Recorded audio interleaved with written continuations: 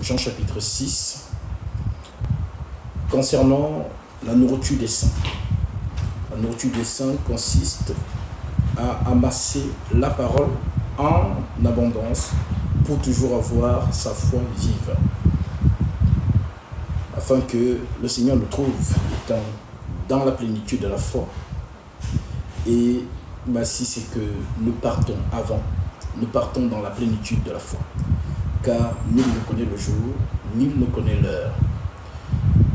Je me souviens que l'apôtre Paul, lorsqu'il écrivait, donnait la prophétie sur l'avènement du Christ, il se mettait dans le nous.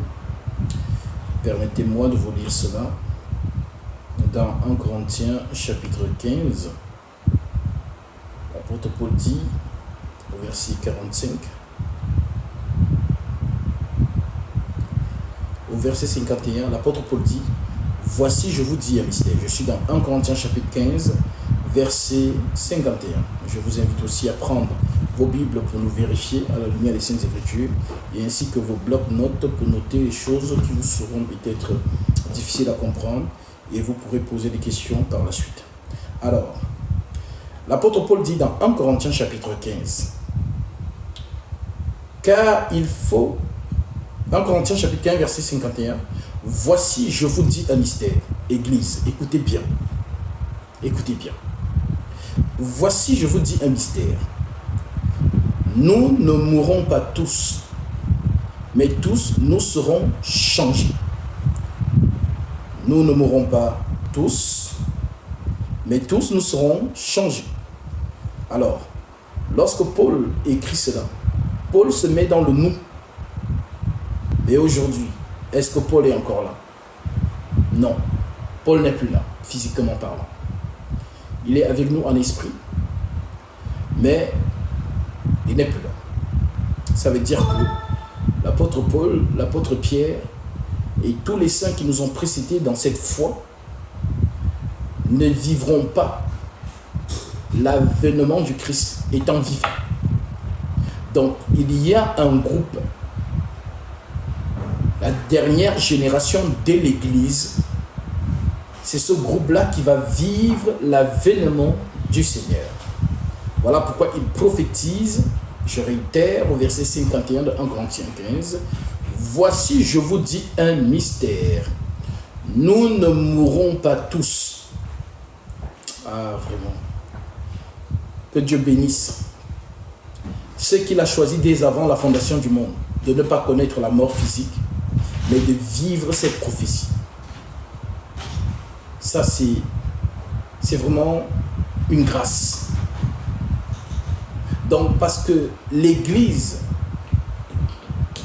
certaines personnes mal enseignées, nous sommes tous à attendre l'enlèvement. Amen. Mais nous n'avons pas le jour précis. Il n'y a pas de date. Et comme il n'y a pas de date, ma soeur, mon frère, chaque jour est comme pour toi le dernier.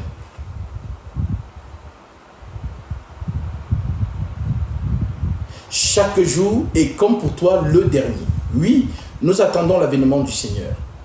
Mais ceux qui vont vivre, si c'est nous, gloire à Dieu. Si le Seigneur vient là, il me trouvera en train de prêcher.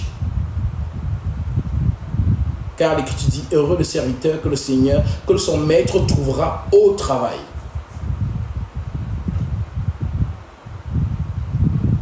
S'il vient tout de suite, ma sœur, il te trouvera en train d'écouter l'enseignement. S'il vient tout de suite, mon frère, il te trouvera en train d'écouter l'enseignement, en train de nourrir ta foi, en train d'amasser de l'huile.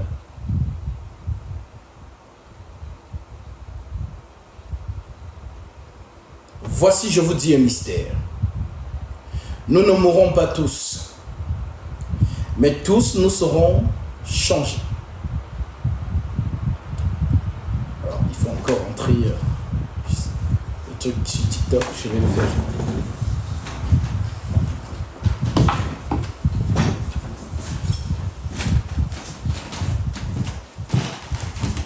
Ils veulent nous se rassurer que nous ne sommes pas des robots.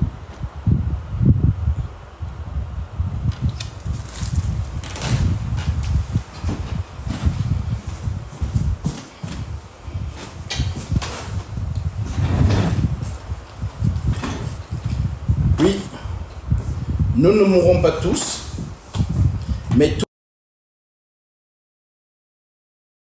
tous nous serons changés en un instant,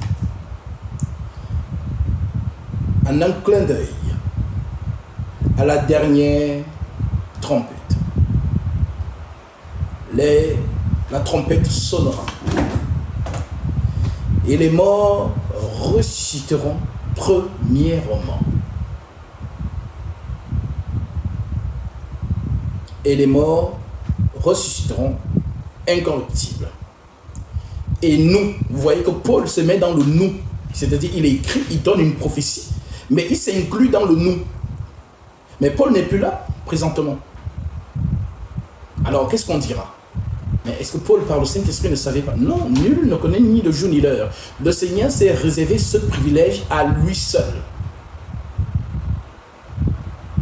Voici, j'insiste dessus, parce que ça vous parle, vous les membres du corps de Christ. Voici, je vous dis un mystère. Nous ne mourrons pas tous, mais tous, nous serons changés. Mais changés en quoi? Nous allons voir ça. Mais tous, nous serons changés. Notez ça. Nous serons changés. Ensuite, en un instant, en un clin d'œil. Le clin d'œil, c'est la rapidité. L'expression clin d'œil, c'est la rapidité de la chose, du phénomène. En un clin d'œil, à la dernière trompette, la trompette sonnera et les morts ressusciteront incorruptibles. Et nous, donc il se met dans le nous, Jean-Paul et tous les saints de cette époque, ils se sont mis dans le nous, car chaque génération pense que c'est elle.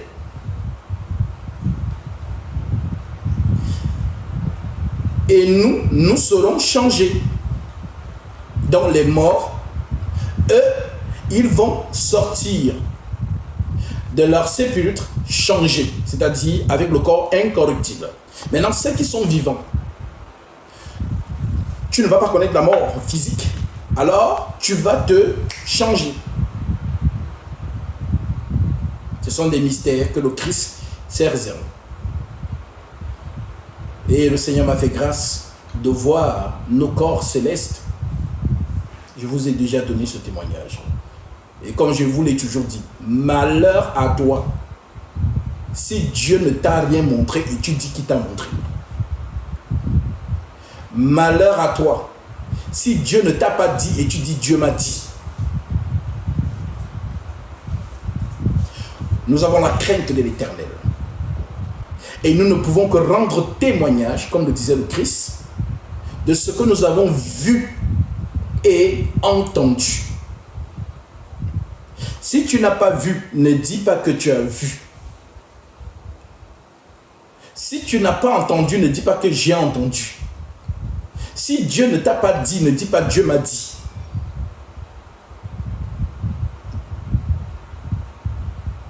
Le témoignage doit être puissant, véridique et solennel. On ne joue pas avec Dieu. Voilà pourquoi je ne vous prêche pas le rêve, ni l'utopie, ni l'imagination. Je vous prêche ce que mes yeux ont contemplé, pas par ma propre volonté, mais par la grâce de celui qui ravit toujours ses prophètes en esprit, pour leur montrer les choses, afin que lorsqu'ils voient, qu'ils reviennent attester cela au peuple, afin que la foi du peuple soit fondée.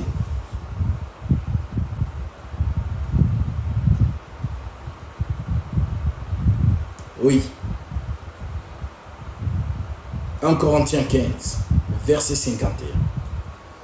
Voici, je vous dis, un mystère.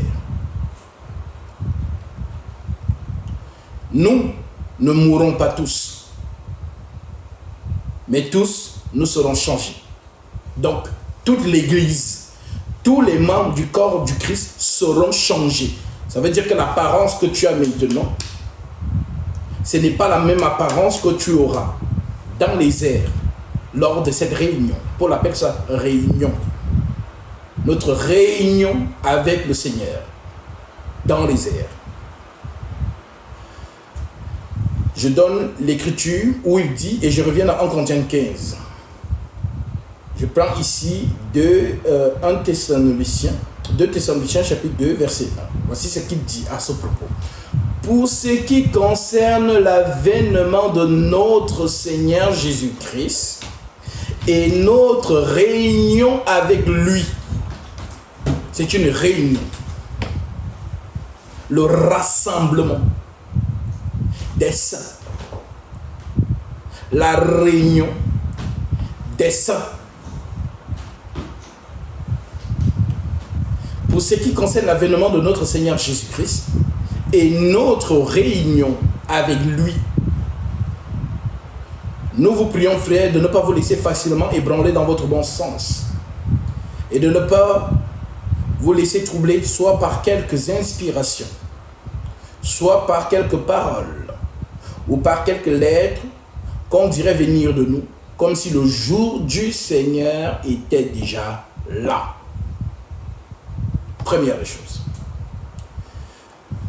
Deuxième des choses, nous sommes dans 2 Timothée chapitre 2, au verset 15.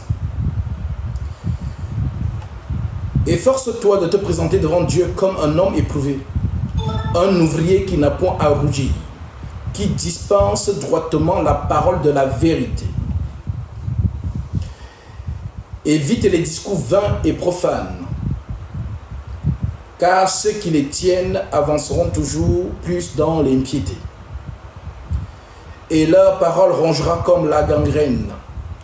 De ce nombre sont Hyménée et Philette, qui se sont détournés de la vérité, disant que la résurrection est déjà arrivée. Donc au temps de Paul, il y avait Philette et Hyménée qui prêchaient que la résurrection est arrivée. En d'autres termes, que Paul et ses contemporains ont raté l'enlèvement, ont raté la réunion des saints. Ouais. Tu ne connaissais pas ce verset? Il existe. Je le relis pour toi. 2 Timothée 2, verset 15. Efforce-toi, c'est Paul qui parle à Timothée. Efforce-toi à te présenter devant Dieu comme un homme éprouvé. C'est quoi être éprouvé? C'est quoi un homme éprouvé? Je vais vous lire cela.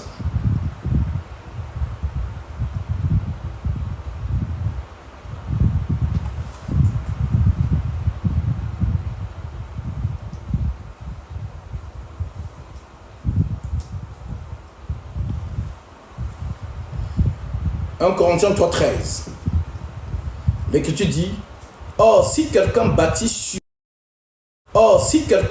sur ce fondement avec de l'or, permettez-moi, je prends à partir du verset 10. Écoute bien, ma soeur, parce que je t'amène quelque part. Aujourd'hui, tu seras exhorté, comme tu n'as jamais été exhorté. Je parle à l'Église et non au monde.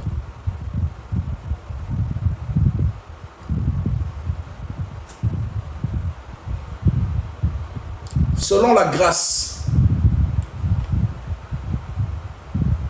de Dieu qui m'a été donnée, c'est l'apôtre Paul qui parle. J'ai posé le fondement dans lequel tu es, mon frère, ma soeur. J'ai posé le fondement comme un sage architecte. Un autre bâtit dessus. Qui est l'autre? C'est moi.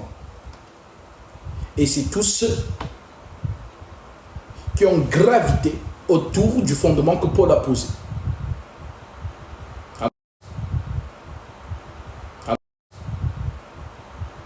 Alors tu me diras, mais Gasby, comment ça? Mais les apôtres qui étaient avant Jésus, avant Paul, ils ont fait quoi? Ils ont rejoint Paul. Parce que les apôtres avant Paul voulaient te faire judaïser. Voulaient que si tu deviens chrétien, tu dois d'abord être juif, faire comme les juifs. C'est ce qu'on appelle judaïser. C'est le problème que Paul et les 12 ont eu dans Galates chapitre 2. Paul s'était posé à eux. Il s'est farouchement imposé.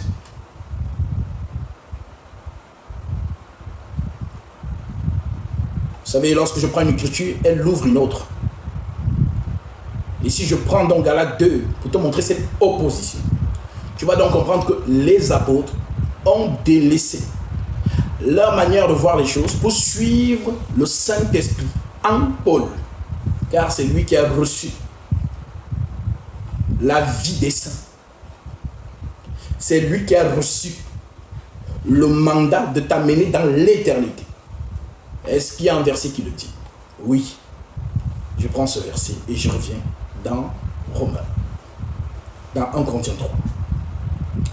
Le verset dit, dans l'épître de Tite, au verset 1, voici ce que l'Écriture dit.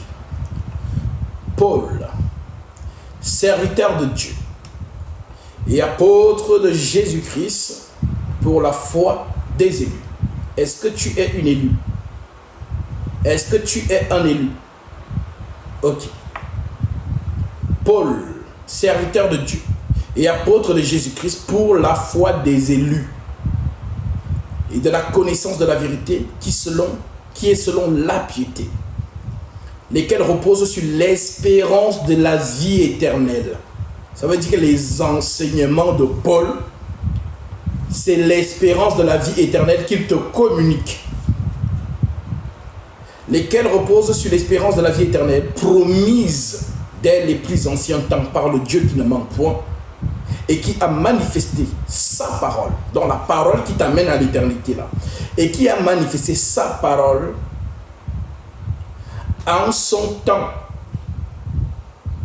par la prédication qui m'a, et non nous, qui m'a été confiée selon l'ordre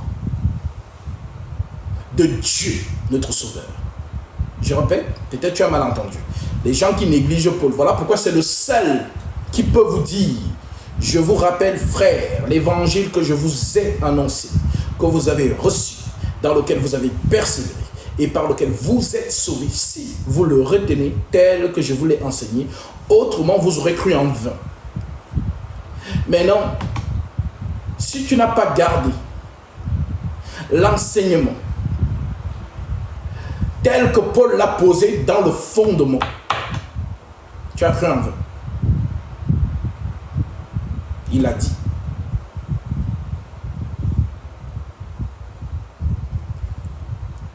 Donc, l'enseignement qui t'amène à l'éternité a été donné à Paul. Je répète l'écriture.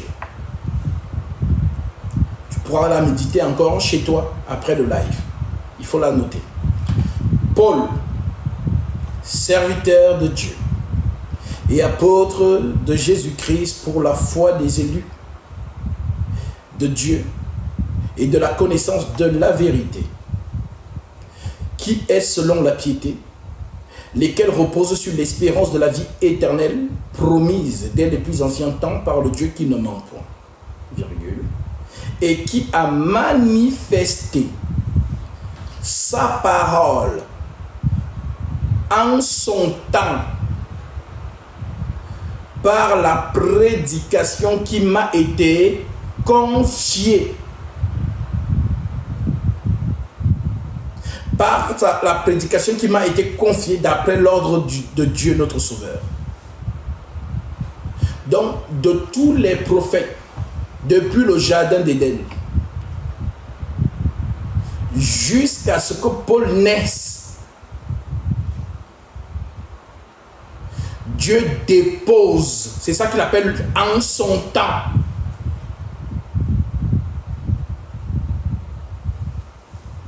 Oui, les voies du Seigneur sont impénétrables. Lesquels reposent sur l'espérance de la vie éternelle, promise dès les plus anciens temps, par le Dieu qui ne manque point, et qui a manifesté en son temps, et qui a manifesté sa parole en son temps. Donc il y avait un temps fixé, où cette parole viendra.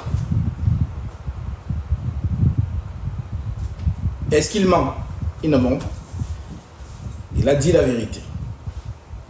Donc vous qui êtes en conflit avec Paul, je me demande, c'est quel Jésus vous croyez? Parce que le Jésus de Paul, c'est le vrai Jésus.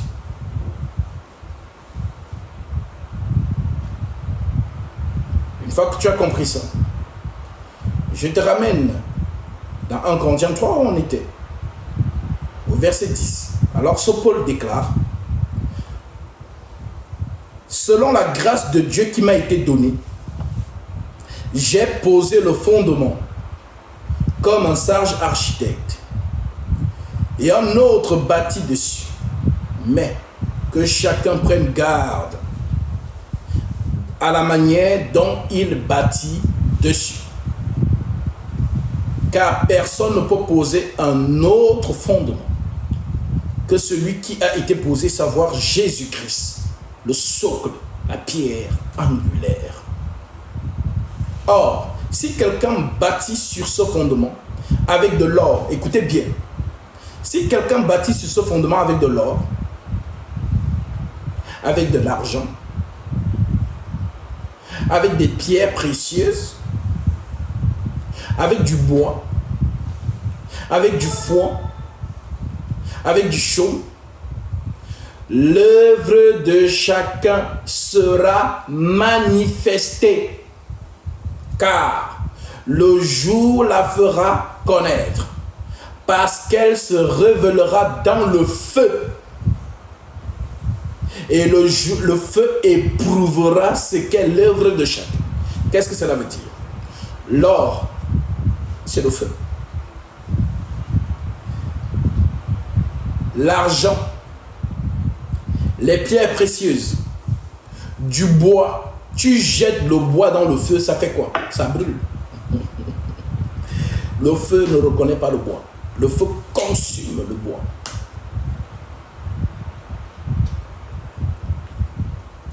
Le feu consume le foin. Le feu consume le chaume.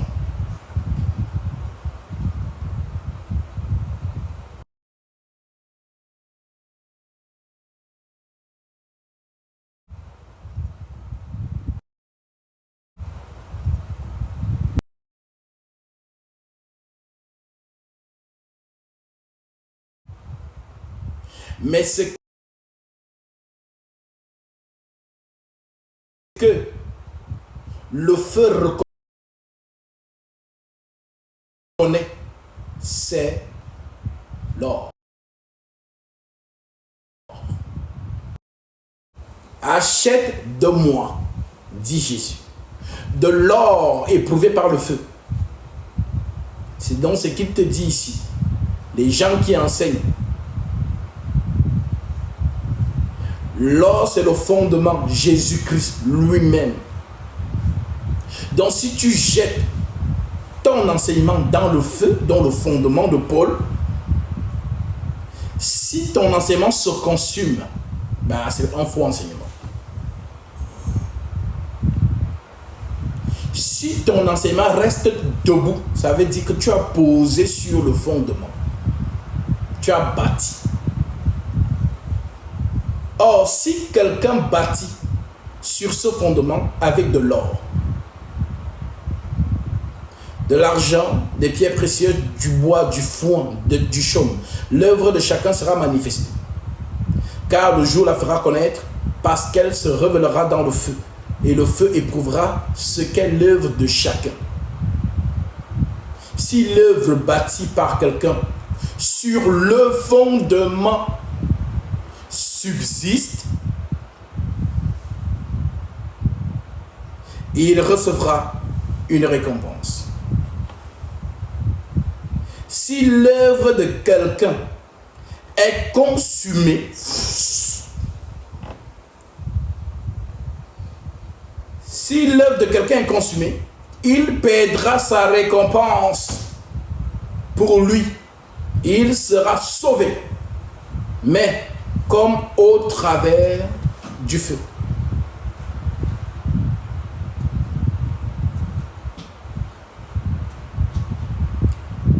Voilà pourquoi je m'en garde de vous révéler certains secrets des cieux.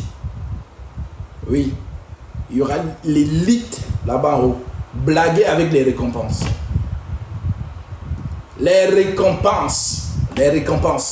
Parce qu'il y a beaucoup de personnes qui n'ont pas l'enseignement sur le tribunal de Jésus-Christ. Voilà, il y a un tribunal pour les saints, dont les sauvés, pas pour les gens du monde. Je parle des saints, des sauvés. Il y a un tribunal. Et dans ce tribunal, vous êtes déjà sauvés. Mais dans le tribunal, tu reçois les récompenses, les rangs.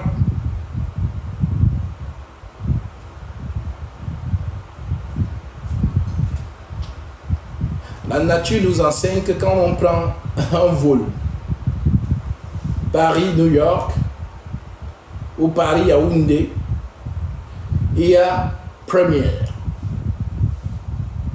il y a Business, il y a Premium économique et il y a économique. Mais toutes ces catégories sont dans le vol.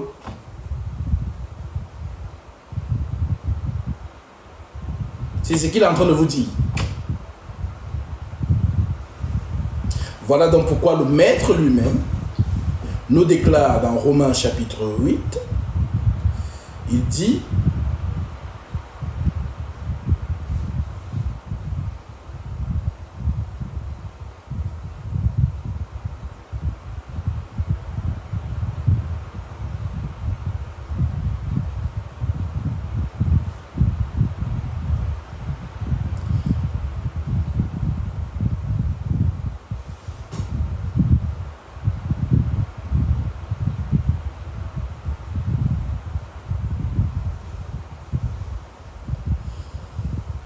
je prends cela.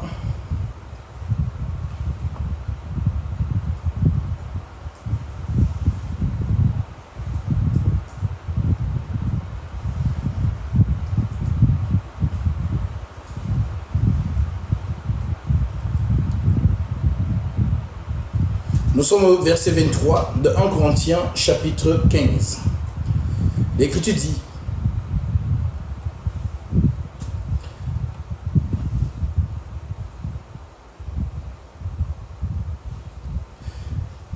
mais maintenant, Christ est ressuscité des morts.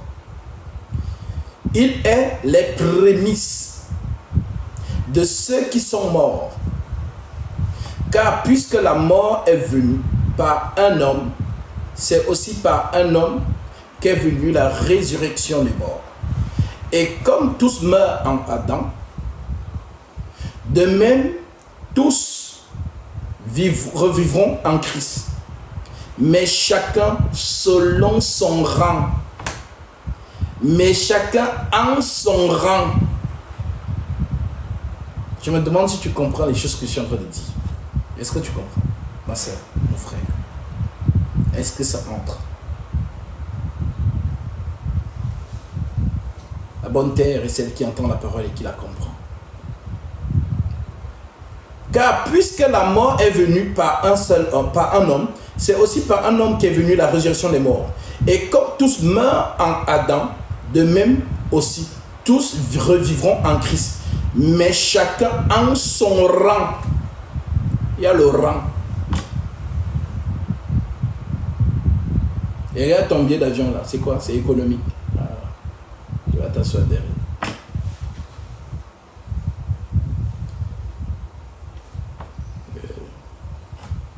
Qui parmi vous a déjà voyagé en première? Première. Quand tu goûtes la première, tu dis que ton économie là c'était l'arnaque depuis là. Je te promets. Donc mieux ne goûte pas la première. Si tu goûtes Même quand tu montes dans l'avion, la prochaine fois, tu ne seras pas bien.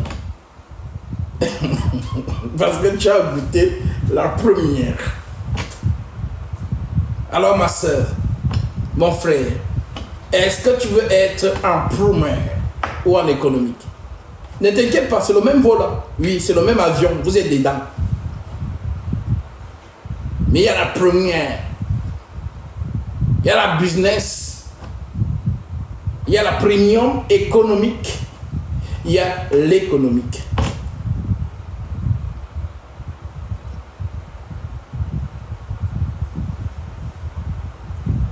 La nature t'enseigne.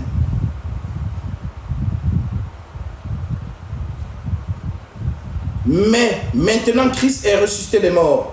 Il est les prémices de ceux qui sont morts. Car puisque la mort est venue par un homme, c'est aussi par un homme qui est venue la résurrection des morts.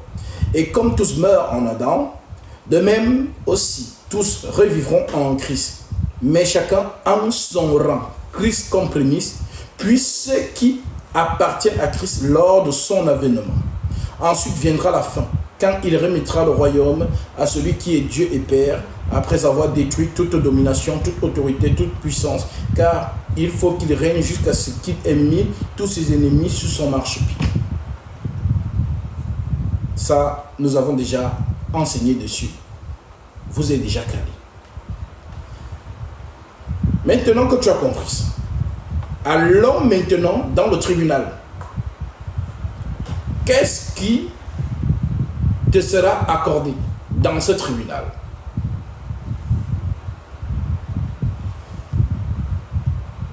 Viens avec moi dans 2 Corinthiens chapitre 7.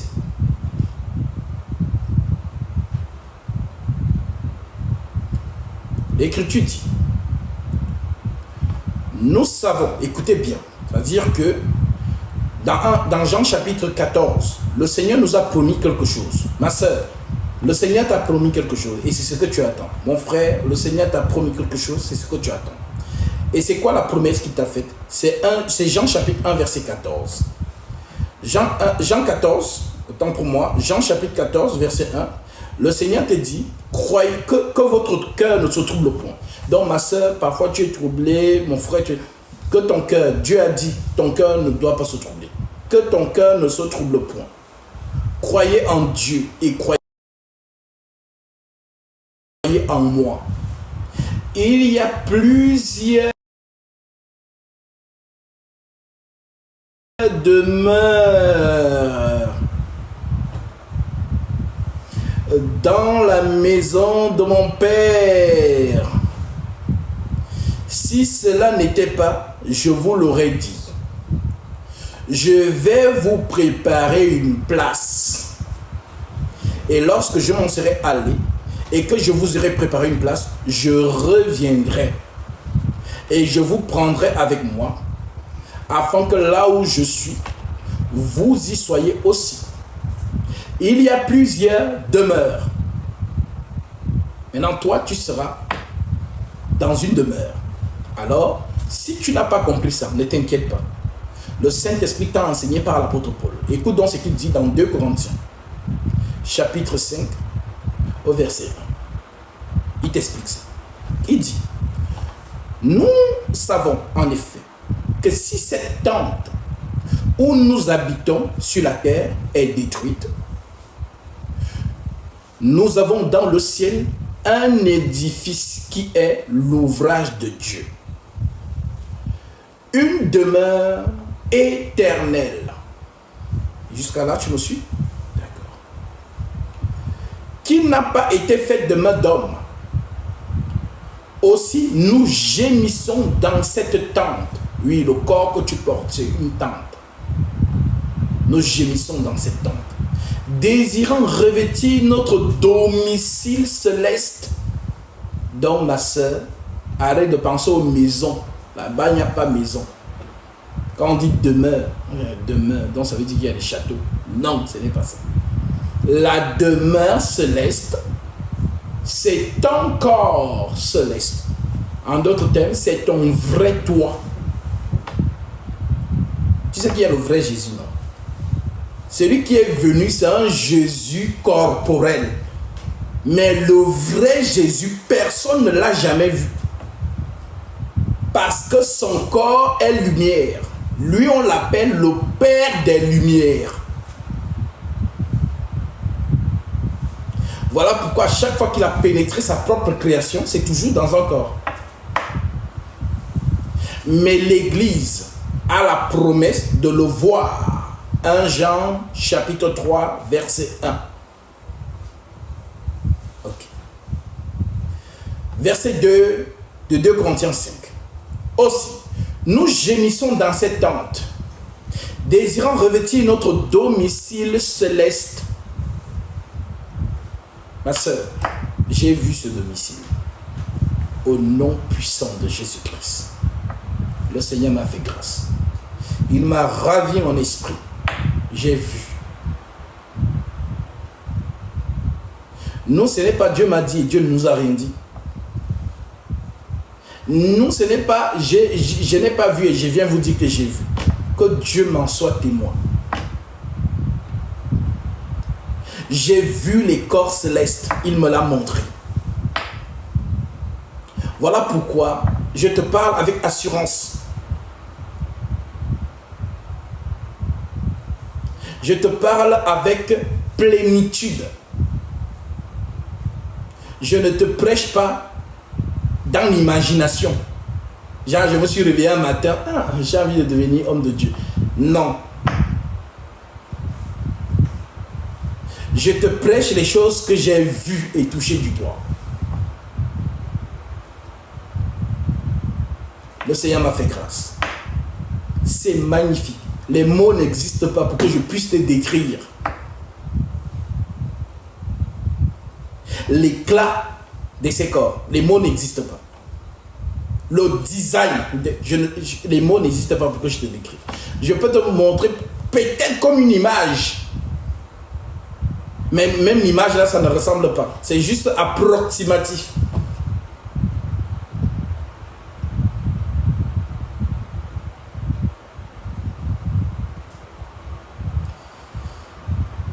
Verset 2. Aussi, nous gémissons dans cette tente, désirant revêtir notre domicile céleste.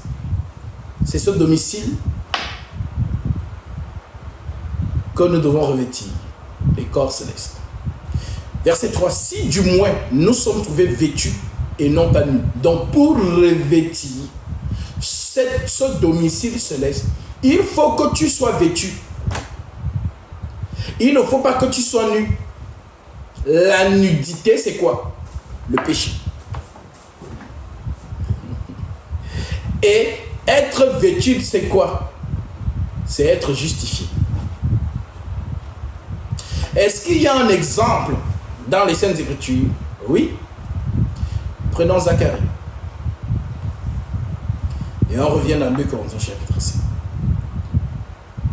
Zacharie chapitre 3, verset. Il me fit voir Josué, le souverain sacrificateur, debout devant l'ange de l'Éternel, et Satan qui se tenait à sa droite pour l'accuser. L'Éternel dit à Satan, que l'Éternel te réprime, Satan, que l'Éternel te réprime. Lui qui a choisi Jérusalem, n'est-ce pas là un tisson arraché du feu? Or, Josué était couvert de vêtements sales. Le vêtement sale, c'est quoi? C'est le péché. C'est la nudité. Or, Josué était couvert de vêtements sales. Tu as le vêtement sale. Voilà pourquoi ton vêtement sale ne peut pas entrer là-bas. La chair et le sang ne pourront entrer dans le royaume des cieux. Or, Josué était couvert de vêtements sales. Et il se tenait debout devant l'ange. L'ange là, c'est qui? Les gens ne connaissent pas Jésus. On dit que Jésus est debout devant l'ange.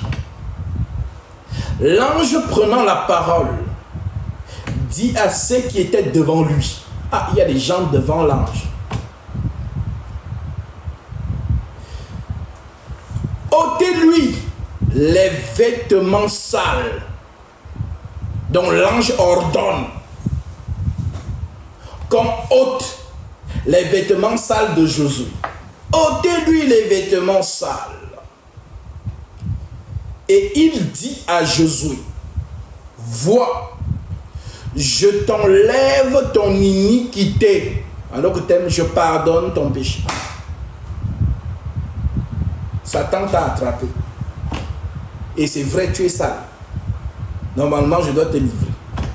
Mais comme c'est moi qui justifie les âmes, comme c'est moi l'intercesseur des âmes, comme c'est moi qui plaide pour les coupables, vois, je t'enlève ton iniquité.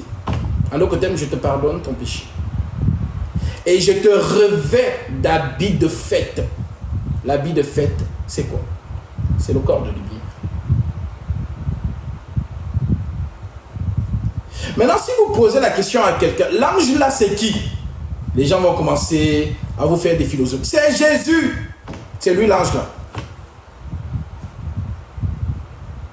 Il n'y a pas deux anges qui pardonnent les péchés. Un seul pardonne les péchés. L'ange de lumière. L'ange de lumière que Satan veut imiter. Satan aussi se déguise en ange de lumière. L'ange de lumière, c'est Jésus-Christ. Celui qui pardonne nos péchés.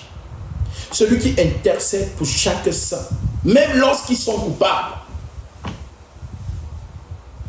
En Christ, point de condamnation. Voilà pourquoi on revient donc dans 2 Corinthiens chapitre 5. Alors, il te dit, Paul, au verset 3, si du moins nous sommes trouvés vêtus et non pas nus.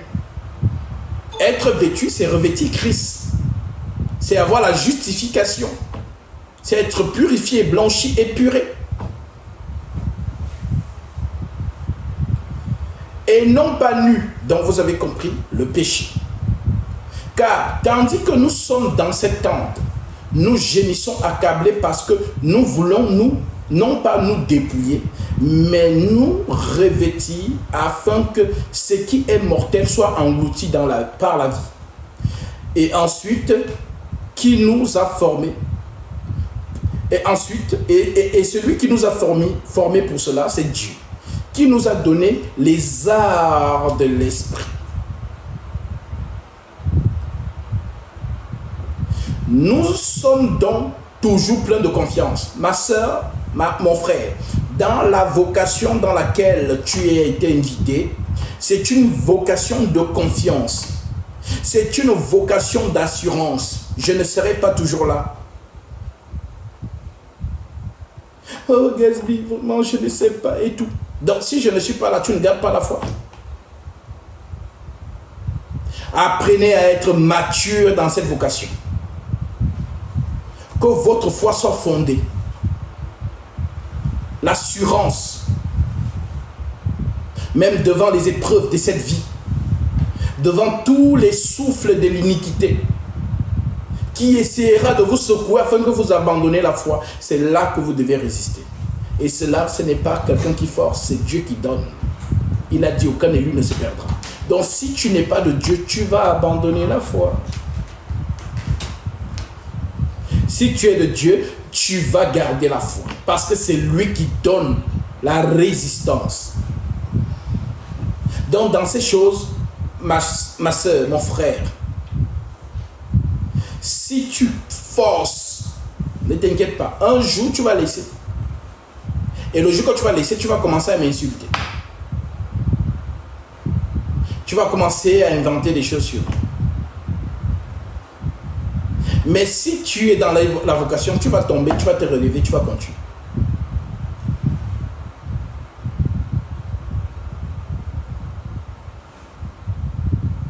Alors, l'assurance, c'est pas moi qui le dis, c'est l'Écriture.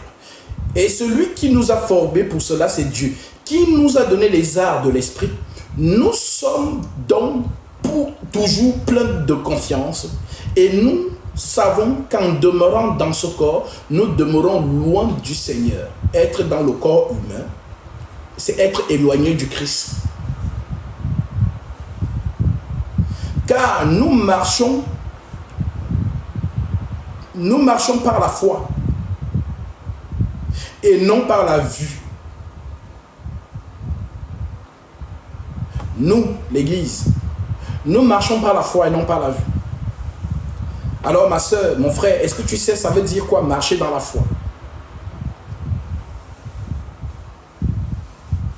Parce que celui qui marche par la vue, c'est quelqu'un qui n'est pas mort. Il se dirige lui-même, il voit. Mais celui qui est mort en Christ, ce n'est plus lui qui vit, c'est Christ qui vit en lui. Donc c'est Christ qui le dirige par la foi. Mon juste vivra par la foi. Donc vous qui avez les yeux ouverts pour voir, voilà, vous marchez par la vue. Mais les vrais saints marchent par la foi.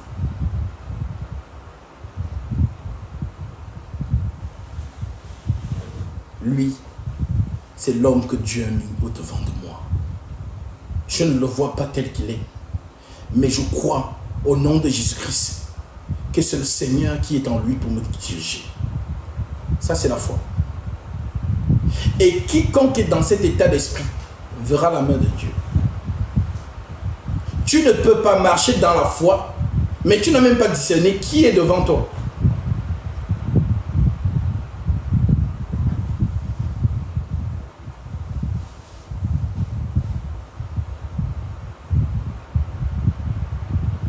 Alors, oui ma soeur, oui mon frère. Aujourd'hui, je suis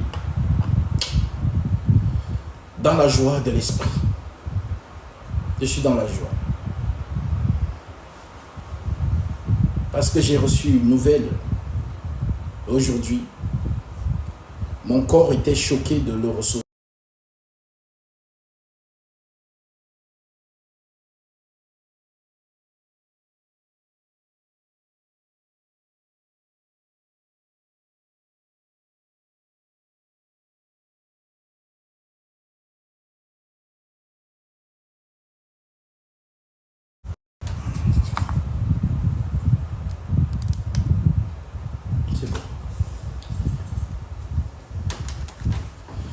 Nous marchons par la foi. La nouvelle que j'ai reçue m'a attristé charnellement, mais m'a réjoui d'un seul coup spirituellement. Parce que mon frère, ça va dans la paix. Rejoindre les saints qui nous ont précédés. Je peux rendre témoignage du zèle de ce frère. Je peux rendre témoignage de son amour pour la vérité.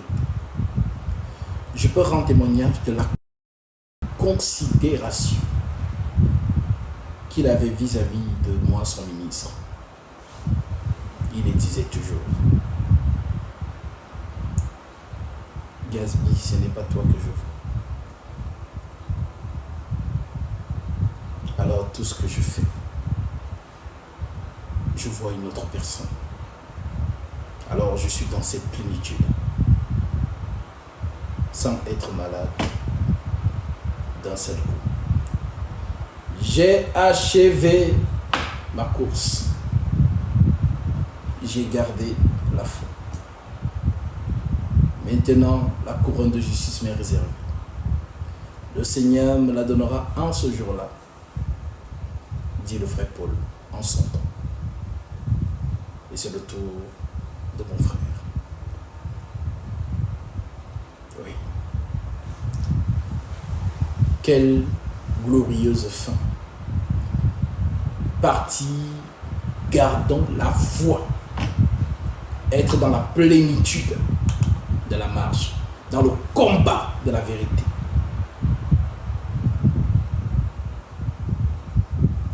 Oui, il est sauvé. Oui, il a gardé la foi. Toi et moi, ma soeur, nous sommes encore sur le terrain. Dans notre foi, c'est-à-dire, si eux, ils ont pris le trophée, tous les saints qui sont partis là, nous qui sommes encore vivants là, il faut garder la foi. Car demain, tu ne sais pas quelle violente épreuve peut t'arriver. Qui peut te faire renoncer? Donc, chaque jour est comme le dernier. Voilà pourquoi il faut demeurer dans l'assurance. Il faut demeurer dans la passion. Ne pas avoir le temps de te plaindre, comme Paul l'a dit dans 1 Corinthiens chapitre 7. Que ceux qui se plaignent arrêtent de se plaindre. En quelque sorte.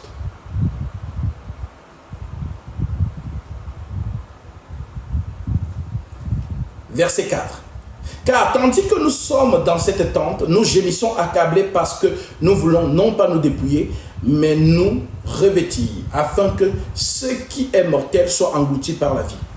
Et celui qui nous a formés pour cela, c'est Dieu, qui nous a donné les arts de l'esprit. Nous sommes donc toujours pleins de confiance. Et nous savons qu'en demeurant dans ce corps, nous demeurons loin du Seigneur. Car nous marchons par la foi et non par la vue. Nous sommes pleins de confiance. Nous sommes pleins de confiance. Et nous aimons mieux quitter ce corps et demeurer auprès du Seigneur. Là, tu veux rester faire quoi ici même? Tu veux continuer à manger, le poisson brisé, rouler dans des belles voitures. Sache donc que chaque minute, chaque heure, chaque seconde, chaque semaine, chaque année, c'est un défi.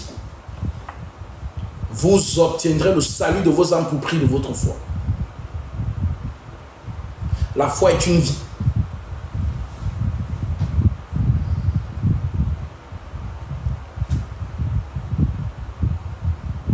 Car nous marchons par la foi et non par la vue. Nous sommes pleins de confiance.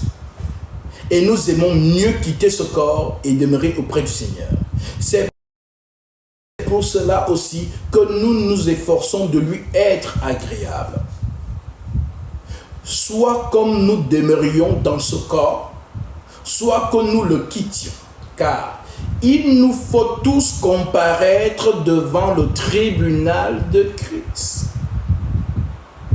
Car il nous faut tous comparaître devant le tribunal de Christ, afin que chacun reçoive selon le bien ou le mal qu'il aura fait étant dans son corps. Connaissant donc la crainte du Seigneur, nous cherchons à convaincre les hommes. Dieu nous connaît. Nous cherchons à convaincre les hommes, dit Paul. Dieu nous connaît.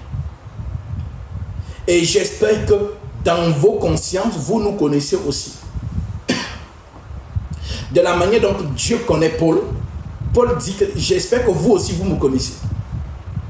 Il s'adresse à son audience. Dieu me connaît. Mais est-ce que vous me connaissez? Voilà donc pourquoi si tu ne discernes pas qui est au-devant de toi, bah, tu marches par la vue et non par la foi. Ça commence par là.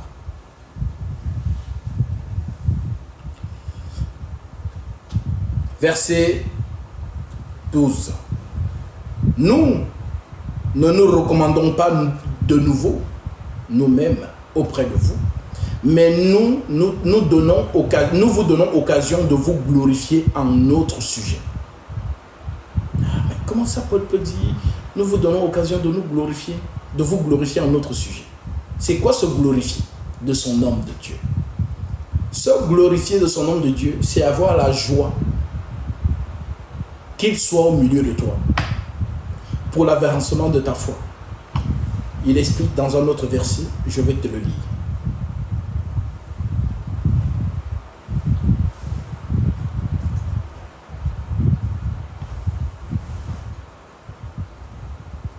Philippiens 1, 23.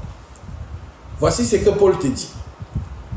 Il dit au verset 21 même, car Christ est ma vie, et la mort m'est un gain. Car Christ est ma vie, et la mort m'est un gain. Mais s'il est utile pour mon œuvre, mon ministère, que je vive dans la chair, je ne saurais dire ce que je dois préférer. Je suis pressé des deux côtés. J'ai le désir de m'en aller et d'être avec Christ. J'ai le désir de m'en aller et d'être avec Christ. C'est qui, de beaucoup, est le meilleur. Mais à cause de vous, il est plus nécessaire que je demeure dans la chair. Et je suis persuadé, je sais que je demeurerai et que je resterai avec vous tous, pour votre avancement et pour votre joie dans la foi, afin que par mon retour auprès de vous, vous ayez en moi un abondant sujet de vous glorifier en Jésus-Christ. Donc on se glorifie de son ministre. Tu as compris? Dans ce qu'il explique dans 2 Corinthiens chapitre 7 que je viens de lire, il le parfait ici dans Philippiens chapitre 1 verset 21 à 26. Je vais le répéter. Car Christ est ma vie, dit Paul, et la mort m'est un gain. Mais s'il est utile pour mon œuvre que je vive dans la chair, je ne saurais dire ce que je dois préférer. Je suis pressé des deux côtés. J'ai le désir de m'en aller et d'être avec Christ, ce qui de beaucoup est le meilleur, mais à cause de vous, dans l'Église, il est plus nécessaire que je demeure dans la chair. Et je suis persuadé, je sais que je demeurerai et que je resterai avec vous tous, pour votre avancement et pour votre joie dans la foi, afin que par mon retour auprès de vous, vous ayez en moi un abondant sujet de vous glorifier en Jésus-Christ. Maintenant, je comprends pourquoi quand je me déplace, les frères, les sœurs qui m'accueillent sont toujours dans une effervescence, dans une joie. On me voit comme un ange. On me voit comme Jésus-Christ. Ce ne sont pas vos yeux, c'est cette écriture. Parce que accueillir l'homme de Dieu, comme Paul l'a dit,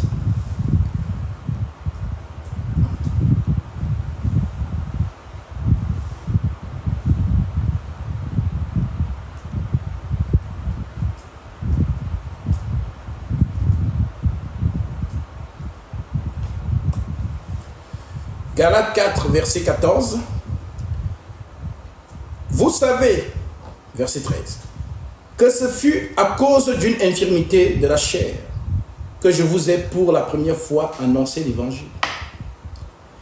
Et mis à l'épreuve par ma chair, vous n'avez témoigné ni mépris ni dégoût.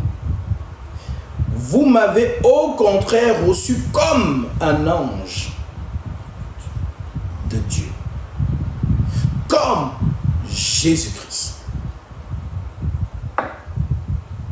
Vous m'avez reçu comme un ange de Dieu, comme Jésus-Christ.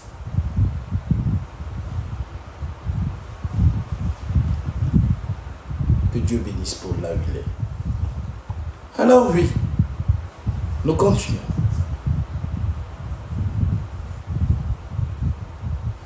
Connaissant donc, verset 11 de 2 Corinthiens chapitre 5, connaissant donc la crainte du Seigneur, nous cherchons à convaincre les hommes. Dieu nous connaît et j'espère que dans vos consciences, vous nous connaissez aussi.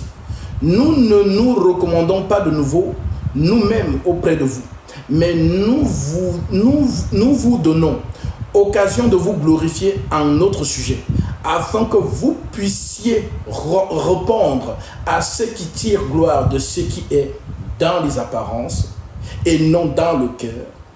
En effet, si je suis hors de sens, c'est pour Dieu. Si je suis dans le bon sens, c'est pour vous. Car l'amour de Christ nous presse, parce que nous estimons que si un seul est mort pour tous, donc sont morts. Et qu'il est mort pour tous, afin que ceux qui vivent ne vivent plus pour eux-mêmes. Alors, tu dis que tu es chrétienne. Tu dis que tu es chrétien. Tu vis pour qui? Pour toi ou pour le Seigneur? Si tu dis que tu vis pour le Seigneur, que fais-tu? Fais l'examen de conscience, tel que Paul le dit souvent.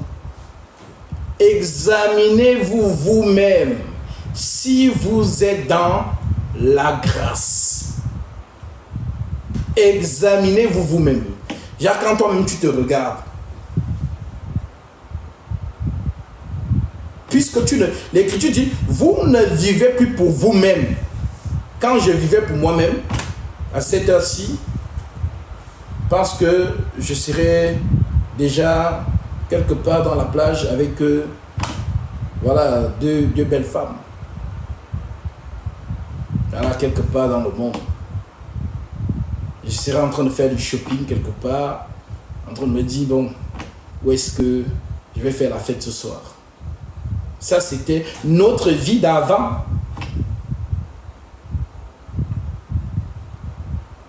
Mais comme nous sommes morts et que nous ne vivons plus pour nous-mêmes, nous vivons maintenant pour Jésus.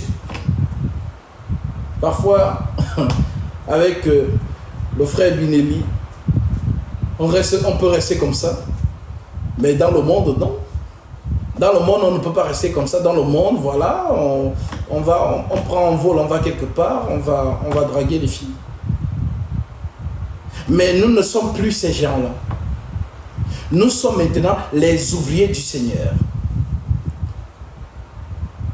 Alors bien que la chair veut bien, mais l'Écriture dit, vis par l'Esprit. Et tu feras mourir les désirs de la chair. Vivez par l'Esprit. Et vous ferez mourir les désirs de la chair. Mais c'est quoi vivre par l'Esprit? Vivre par l'Esprit, c'est l'Écriture. Ce que je suis en train de faire là, je suis en train de vivre par l'Esprit. Parce qu'au lieu que je sois en train de draguer une fille, je ne sais pas où, je suis là devant vous en train de parler du royaume des cieux. Donc je vis pour Christ. Soyez utile dans l'œuvre que le Père vous a appelé. Tu dis que tu es chrétien, mais tu ne te vois même pas toi-même. Tu vis pour toi tous les jours. Christ, c'est peut-être 5% de ta vie. Arrêtez de vous mentir à vous-même. Et posez-vous des bonnes questions. L'Esprit rend témoignage à notre esprit que nous sommes enfants de Dieu. Je ne vis plus pour moi-même, je vis pour Christ.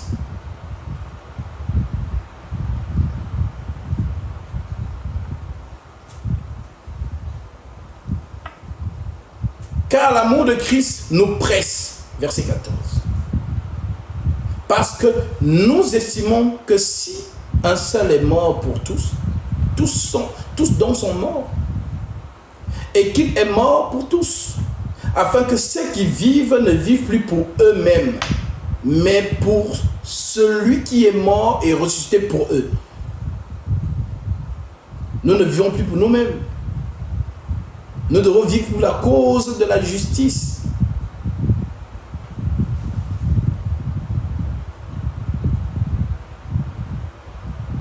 Examen de conscience. Je m'examine, est-ce que je suis dans la grâce? Et si oui, je le suis, qu'est-ce que je fais? Tu as 2 entreprises, tu es investi dans ton entreprise pour gagner l'argent, c'est bien. Mais de la manière dont tu investis dans ton entreprise, sois donc investi 2 fois plus pour la cause de la justice.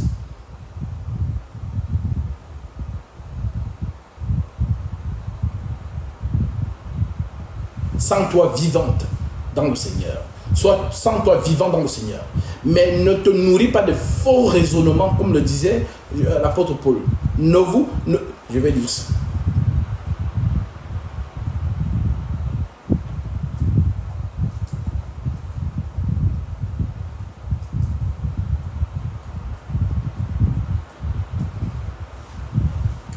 Jacques, chapitre 1, verset 22.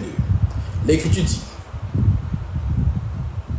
mettez en pratique la parole et ne vous bornez pas à l'écouter, en vous trompant vous-même par des faux raisonnements. Il y a des gens comme ça. Il se trompe lui-même. Il se ment à lui-même par des faux raisonnements. Il se convainc lui-même par des faux raisonnements. Bah, tu ne le fais plus personne. Bah, c'est pour toi-même. On ne triche pas dans le Seigneur. Tu triches pour qui? C'est contre toi-même. Mettez en pratique la parole et ne vous bornez pas à l'écouter, en vous trompant vous-même par des faux raisonnements. Car si quelqu'un n'écoute pas la parole, si quelqu'un écoute la parole et ne la met pas en pratique, il est semblable à un homme qui regarde dans un miroir son visage naturel.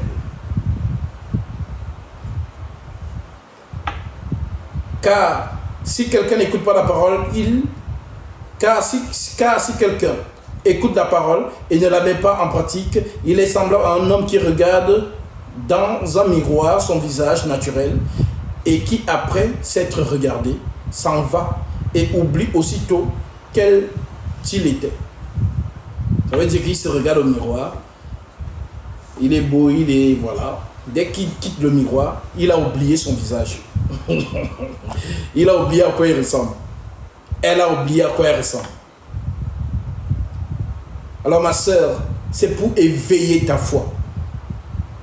C'est pour te réveiller. C'est pour que tu ne t'endormes pas. Et que tu sois dans la constance. Et la seule manière d'être dans la constance, ce sont les 4 choses.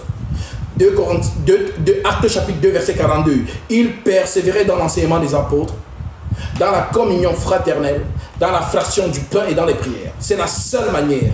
Ne vous trompez pas vous-même avec vos propres schémas. Non, le schéma c'est l'écriture. L'écriture dit 2 Actes chapitre 2, 42. Il persévérait dans l'enseignement des apôtres, dans la communion fraternelle, dans la fraction du pain et dans les prières. Voilà comment on maintient la chaleur de la foi, la vraie.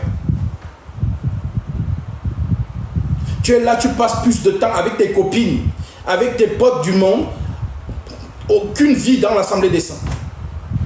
Et tu dis non, j'ai ma relation personnelle avec Jésus dans ma chambre. Jésus n'a de relation personnelle avec qui que ce soit dans sa chambre. Jésus a une relation avec l'église. L'église, c'est plusieurs membres du corps. Regarde ton corps. Oui, faisons cette illustration. Toi qui m'écoutes là, regarde ton corps. Ok, maintenant imagine-toi que ton pied se balade, je ne sais pas où. Mais toi, tu es à la maison. Après, ton pied te dit qu'il a sa relation.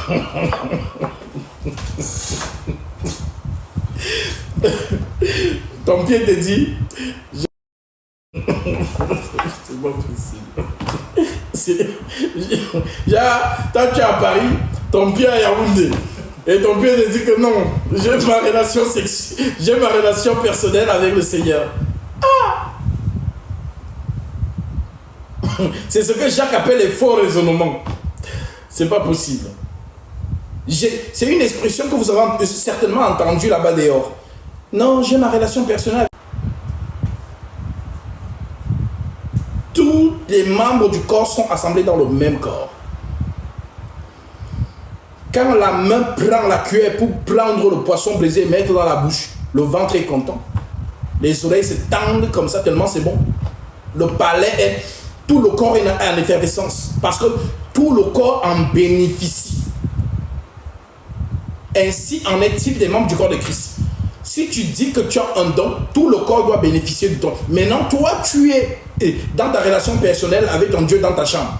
Ben, quel est le membre qui est édifié? Vous avez besoin d'être enseigné dans la Sainte Doctrine. La vraie foi du temps apostolique.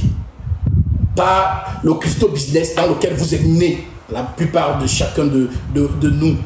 Moi, je suis né dans le Vatican, ma maman est dans le Vatican, pour le moins, peut-être pas plus pour longtemps. Mon père l'était aussi. Voilà, nous sommes tous nés. Voilà, vous avez trouvé les obédients dans la négation. Peut-être tu es né dans une famille où voilà, tes parents étaient musulmans, les autres étaient témoins de Jéhovah, mormons, gallicans, méthodistes. Tu es né dans ces choses et tu as grandi dans ça. Mais ça, non, ce n'est pas l'enseignement des apôtres. Tu es né dans les mouvements des hommes. On t'a juste inculqué. Mais oui, un jour tu seras grand. Un jour tu deviendras mature. Et tu entendras la vraie sainte doctrine du temps apostolique. C'est une continuité. D'où l'écriture qui dit, dans 2 Thessaloniciens chapitre 2, verset 15, « Ainsi donc, frères, demeurez fermes et retenez les instructions que vous avez reçues, soit par notre parole, soit par notre lettre. » Les lettres sont là. Oui, toi tu es né, les lettres étaient déjà là, tu n'étais pas encore né. Mais les lettres là sont là aujourd'hui. C'est elles qui sont notre guide. Ta parole est une lampe à mes pieds et une lumière sur mes sentiers. Maintenant, toi, tu es entré dans des congrégations, dans des ligues des hommes. Oh, la ligue des églises protestantes. Tu es né dans des mouvements luthériens. Tu as grandi dedans, tu sors là-bas, tu entres là-bas, tu sors là-bas, tu entres de l'autre côté. Oh non, vraiment j'ai essayé avec les méthodistes, vraiment, j'ai pas trouvé mon compte. Je suis parti chez les anglicans, ça n'a pas marché. Je suis parti chez les orthodoxes, et ils sont bizarres là-bas. Je suis parti dans le Vatican, j'ai pas senti ma place. Je suis. Oui, les réseaux des hommes. Mais nous sommes dans la continuité de l'enseignement apostolique. Oui, il est écrit, les épîtres sont notre conduite.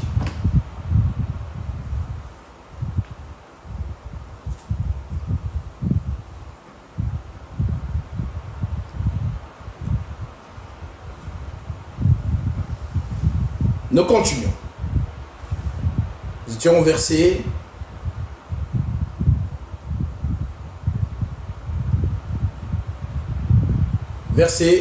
13. En effet, si je suis hors de sens, c'est pour Dieu. Et si je suis de bon sens, c'est pour vous. Car l'amour de Christ nous presse parce que nous estimons que si un seul est mort pour tous, tous dont sont morts, et qu'il est mort pour tous, afin que ceux qui vivent ne vivent plus pour eux-mêmes, mais pour celui qui est mort et ressuscité pour eux. Ainsi, dès maintenant, nous ne connaissons personne selon la chair.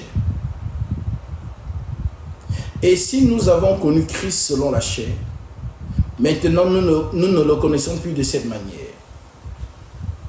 Si quelqu'un est en Christ, il est une nouvelle créature. Les choses anciennes sont passées. Voici toutes choses sont devenues nouvelles. Et tout cela vient de Dieu, qui nous a réconciliés avec lui par Christ et qui nous a donné le ministère de la réconciliation.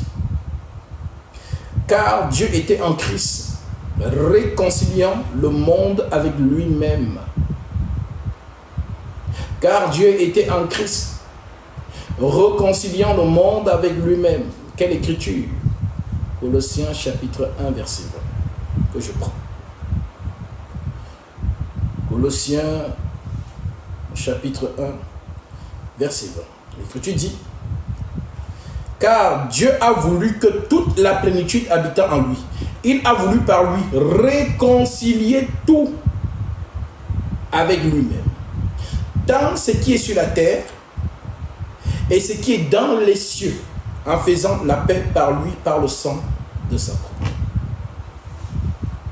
Et vous qui étiez autrefois étrangers et ennemis par vos pensées et par vos mauvaises œuvres, il vous a maintenant réconciliés par sa mort dans le corps de sa chair, pour vous faire paraître devant lui saint et irrépréhensible et sans reproche, si du moins vous demeurez fondés et inébranlables dans la foi,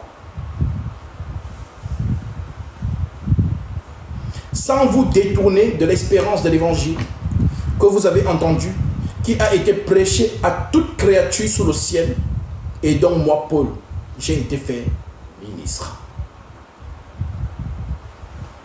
Nous revenons dans 2 Corinthiens, chapitre 5.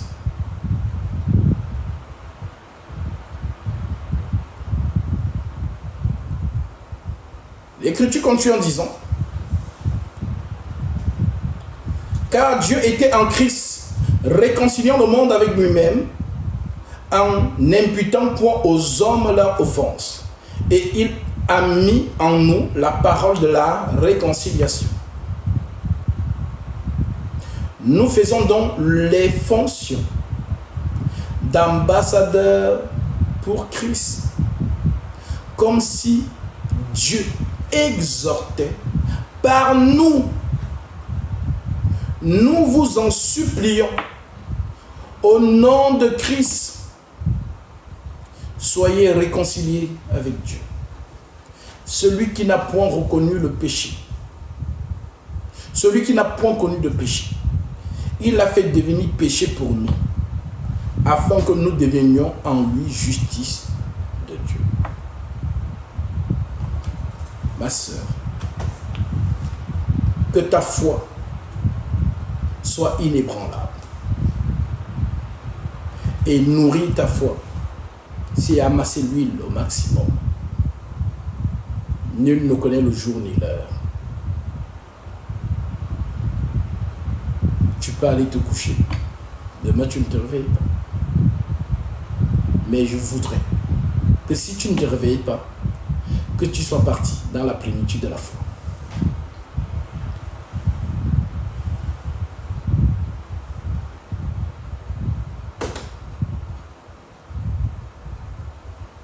Et on se retrouvera ce jour-là dans les airs.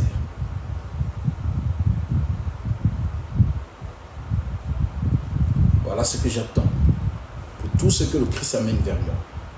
Parce que le bon berger, c'est Jésus. C'est lui qui connaît ses brebis, conformément à 2 Timothée 2,19. Néanmoins, le solide au fondement de Dieu reste debout avec ses paroles qui lui servent de sceau. Le Seigneur connaît ceux qui lui appartiennent, et quiconque prononce le nom du Seigneur, qu'il s'éloigne de l'iniquité. Alors oui, ce qui nous arrive aujourd'hui est un enseignement pour chacun de nous. Soyez toujours prêts, afin que lorsqu'on va dire voici l'époux, allez en sa rencontre, ce n'est pas là que vous allez commencer à chercher l'huile. Amassez l'huile au maximum. C'est le carburant de votre foi. L'apôtre Paul n'est plus là. L'apôtre Pierre n'est plus là. Tous les apôtres qui ont œuvré ne sont plus là, ils dorment dans le séjour des saints.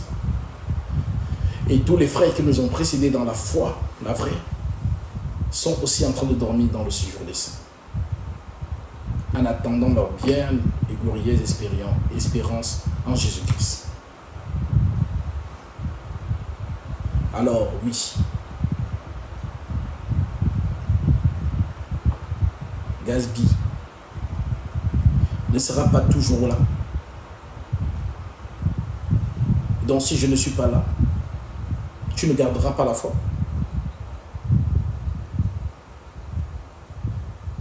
Alors, sois brave, mon frère. La bravoure, ma sœur. Garde toujours la foi, peu importe ce que tu traverses. Surtout vous, les femmes, vous êtes trop attachées aux choses de la vie. Quand je parle de la vie, je parle des enfants, du mariage et toutes ces choses. Aucun mariage ne peut ébranler ta foi. Aucun enfant. D'ailleurs que dans la marche avec le Seigneur, nous n'avons plus cette notion. Car mon frère et ma soeur, ma mère et mes frères, sont ceux qui écoutent la parole de Dieu et la mettent en pratique. Le Seigneur nous en a donné l'exemple. Ils sont venus, on lui a dit, je vais lire cette écriture.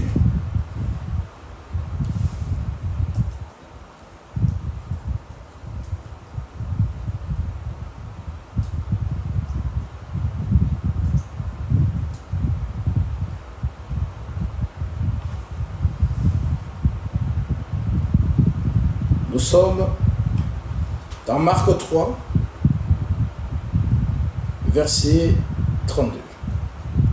L'Écriture dit: survint sa mère et ses frères. Se tenant dehors, l'envoyèrent appeler.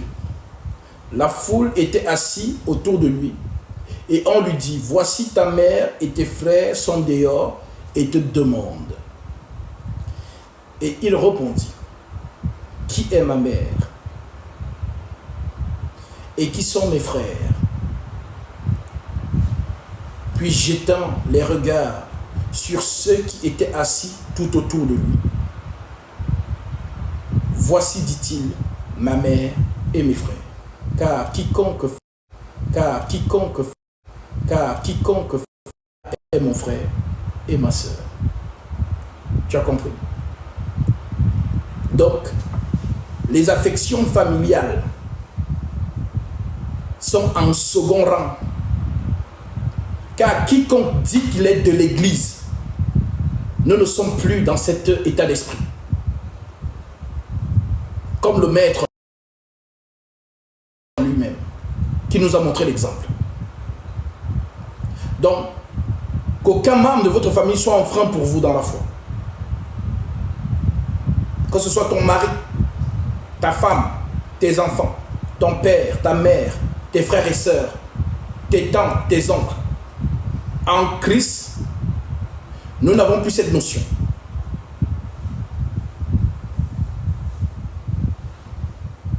Ton frère, ta sœur, ton père, ta mère, ce sont les membres du corps de Christ qui écoutent la parole et la mettent en pratique. Nous sommes un corps.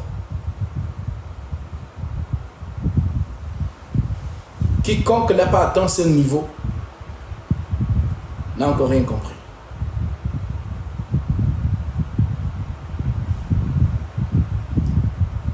Cela veut donc dire, n'aimons plus nos familles, loin de là, car l'Écriture dit encore, je vais lire,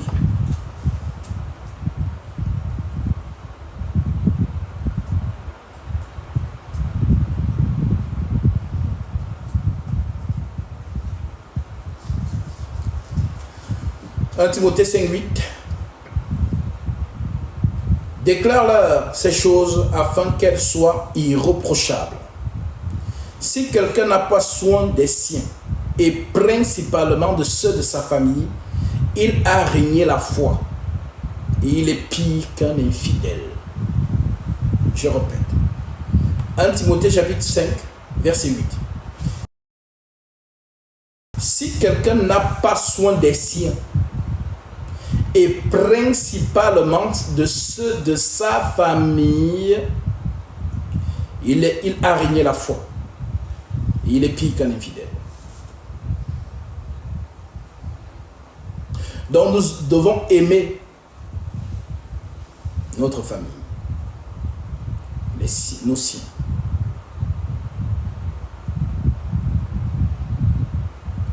Maintenant, si eux nous persécutent pour cette vocation, à ce moment, nous mettrons toujours la parole en premier. Mais nous les aimons toujours.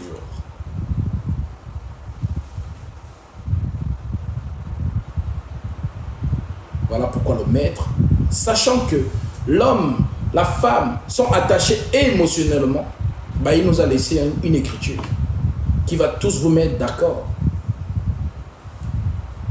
Écoutez ceci. Écoutez ceci. Matthieu chapitre 10. L'Écriture dit: celui qui aime son père ou sa mère plus que moi n'est pas digne de moi. Donc les gens qui sont du mon père, ma mère ne veut pas. Tu n'es pas encore dans la foi. Tu tâtonnes encore, tu te cherches encore. Lorsqu'on est dans la foi, on perd la vie pour cette chose, pour cette vocation. Les saints qui nous ont précédés ont perdu la vie pour cette vocation.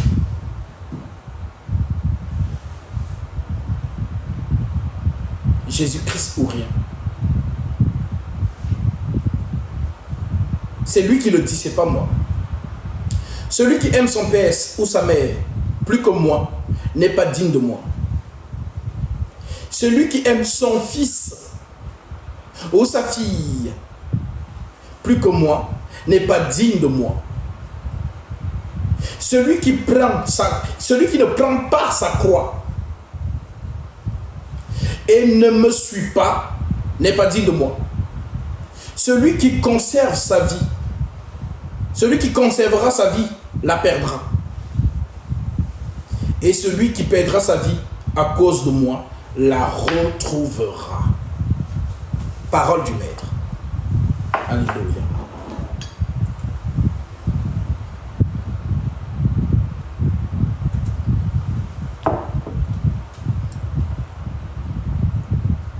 Je répète, parce que beaucoup semblent oublier souvent ces détails. Et à cause de vous, vous savez, si vous êtes vraiment un enfant de Dieu et que votre père ou votre mère est une montagne pour vous, ben le Seigneur peut le retrancher. Faites très attention. À cause de toi, le Seigneur peut décimer ta famille. Si tu es un enfant de Dieu et que eux, ils t'empêchent de marcher, le Seigneur peut les retrancher pour te laisser la voie libre. Affirmez-vous, affirmez votre foi.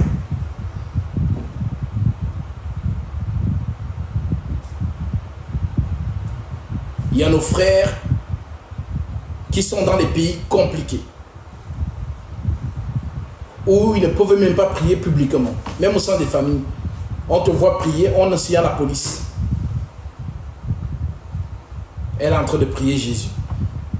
Mais comme toi, tu es dans un pays où tu manges, tu bois, tu es content, tu fais la fête, ainsi de suite, pour toi, ces choses te sont étrangères. Honnêtement, parfois, regarder le rétroviseur et voir comment ceux qui nous ont précédés dans cette vocation ont fini. Nous sommes un peu trop à l'aise.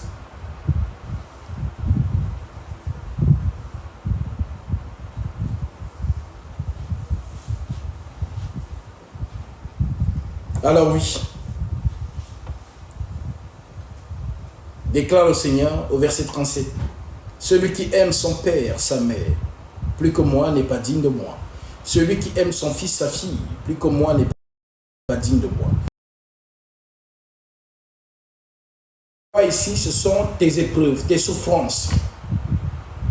Car être en Jésus, ce n'est pas un tapis rouge. Lui-même, il le dit. Matthieu chapitre 16, verset 24. Si quelqu'un veut venir après moi, qu'il renonce à lui-même, qu'il se charge de sa croix et qu'il me suive.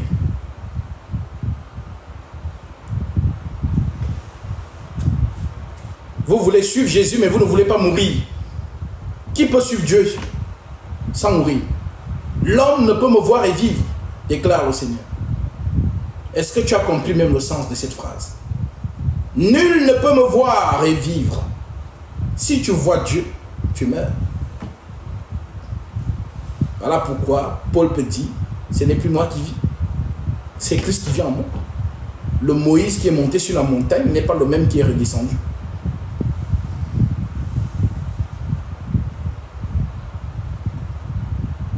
J'ai vu Dieu, alors ma vie n'est plus la même. Même ton entourage doit rendre témoignage que ah, toi tu es devenu bizarre, tu n'étais pas comme ça avant. Oui. Parce que tu as vu Dieu et tu es morte, tu es mort. Ce n'est plus toi qui vis, c'est Christ qui vit en moi. Dis un peu ça à ton entourage. J'ai une amie à toi, tu lui dis ce n'est plus moi qui vis. La Vanessa que tu as connue est morte dans les eaux du baptême. C'est Christ qui vient en moi. Mais qu'est-ce que tu dis là comme ça?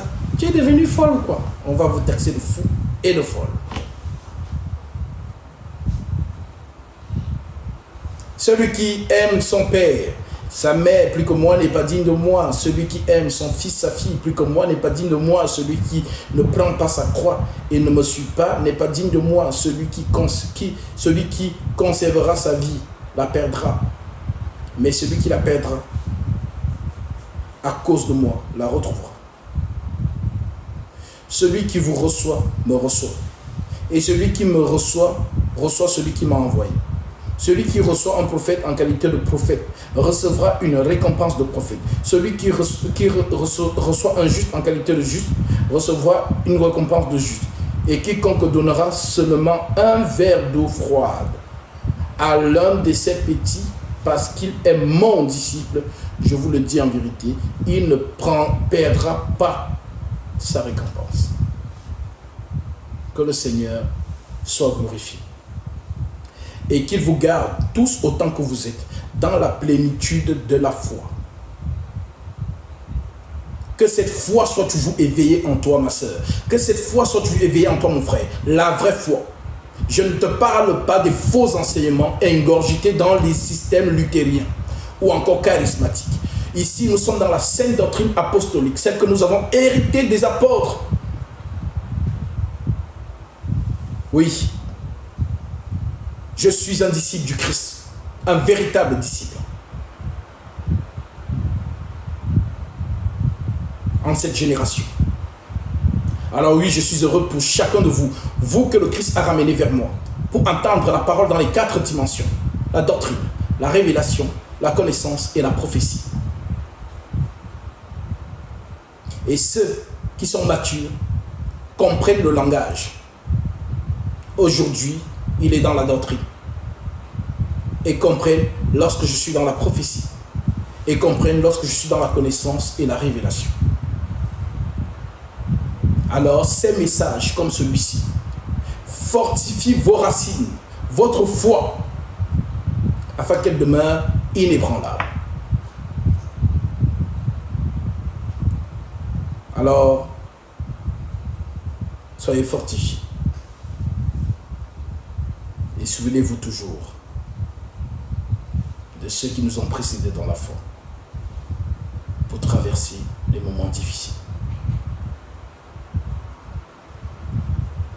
Que Dieu vous bénisse.